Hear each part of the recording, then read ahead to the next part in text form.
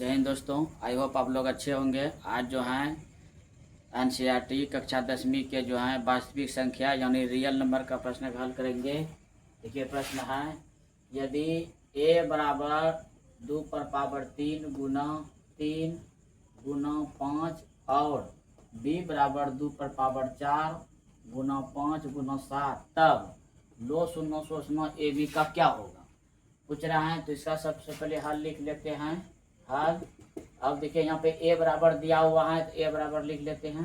a बराबर 2 पर power 3 है यानी 2 जो है 3 को लिखेंगे 2 गुना 2 गुना 2।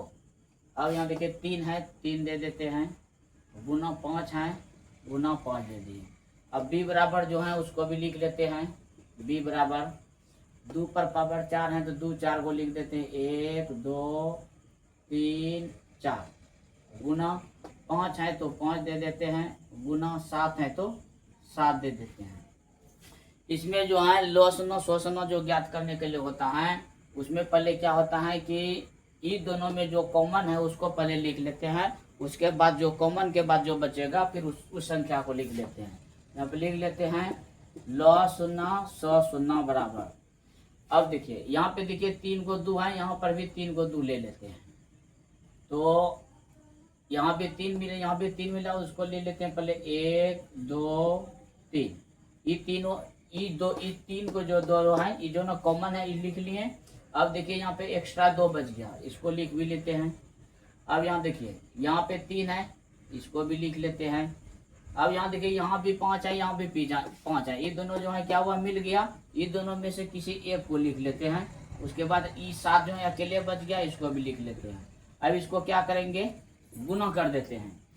2 गुना 2 करेंगे 4 4 दूना 8 8 दूना 16 16 या 48 48 गुना 5 करेंगे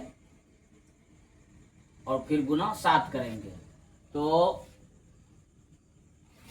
48 गुना 5 और गुना 7 करेंगे तो हो जाएगा 5 चौक 20 8 पंचे 40 240 हो गया। गुना 7 करेंगे, उनकी 0 7 चौक 28 2 7 9 14 2 16 यानी 1680 होगा।